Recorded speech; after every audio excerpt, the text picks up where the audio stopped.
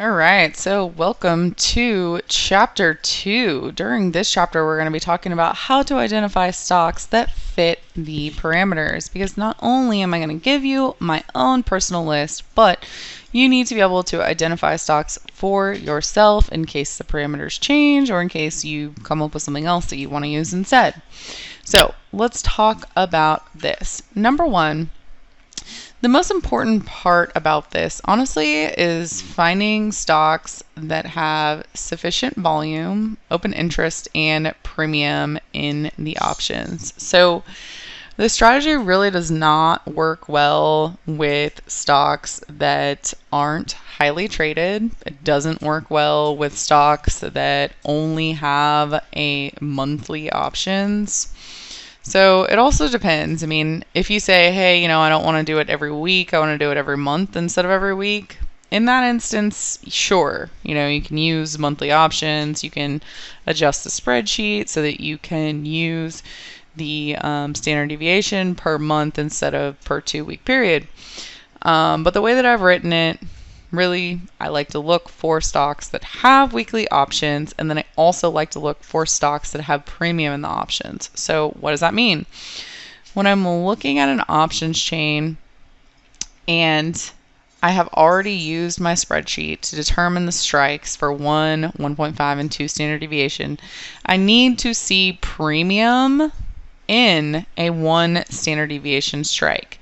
If there's no premium there, there's nothing to sell. So it does not work. And you'll figure it out very, very quickly. For example, if you go to Microsoft and you type in Microsoft stock, and I love trading Microsoft, but it doesn't really work for 2 standard deviation spread. So if you use the stock price, you type it into your spreadsheet, and it'll spit you out the strikes. And if you go into your options chain and you see, oh my gosh, there's no volume there whatsoever, there's no open interest, and there's no premium to sell, it is not going to work. All right, so the next piece about this is identifying the trend. Like I said, this doesn't have specific rules like some of my other classes. It's really just look at it. Is it going up? Is it going down? Is it going sideways? But you do need a consistent pattern, because if you're dealing with something that's very crazy, it's not going to be high probability. The next piece about this is going to be to identify ranges of probability based on the spreadsheet and mathematical calculations and sell premium outside of those ranges. The entire purpose of this is to sell premium outside of the range of probability. That is how you can capitalize when you're not really being too particular about a directional setup. So, like I discussed on the previous slide, what does chop or trend mean? Like I said, we're not getting too specific, but just kind of eyeball it. Number one, if you're in an uptrend, which way do you sell your premium? If you're in an uptrend, you want to sell premium here, sell premium here, sell premium here, okay? That's going to be the highest probability way you can do it. People always ask me, okay, well, can I sell call credit spread after it makes an extension? Yes, you can, but the problem is that when you're dealing with these strong stocks, if they're going to move a greater than expected move, more than likely they will do it to the upside because they are so strong. So I typically like to stay with the downside just to make it a little bit more high probability and easier. But, try it out however you want. If it works for you, more power to you. If it's in a downtrend, so you have a stock in a downtrend like this, what you can do is just sell premium to the upside. That's going to be the highest probability way that you can take advantage of this downward trends. Now the next piece of that is a choppy trend. There are tons of charts that are choppy, especially if it has like a 3-day, 4-day, and weekly squeeze. It's basically chopping for months on end. During those time frames, yes, you can sell the out of the money premium on the upside and the downside, just like this. But you do have to keep in mind, obviously, that squeeze can go off at any time. But especially in the case of a weekly squeeze, I mean, it's probably going to be squeezing for weeks and weeks on end. So you can definitely try and capitalize on that. And, you do it 5, 6, 7 times. And then the 8th time, maybe the squeeze fires. But that's just something that you have to deal with when it's in a weekly squeeze. Now, like I was saying before, the time frame can be adjusted. I did this on a weekly basis because I wanted weekly income. I would sell every Tuesday, cover on Friday, cover on the next cover on Friday or cover on Tuesday. You could do the same thing on a longer time frame, and it would work just the same. But you could spread it out 2 or 3 weeks and something like that, and then sell it halfway through. But I'm explaining it the way that I used to do it. So, what are the key stocks that fit these parameters?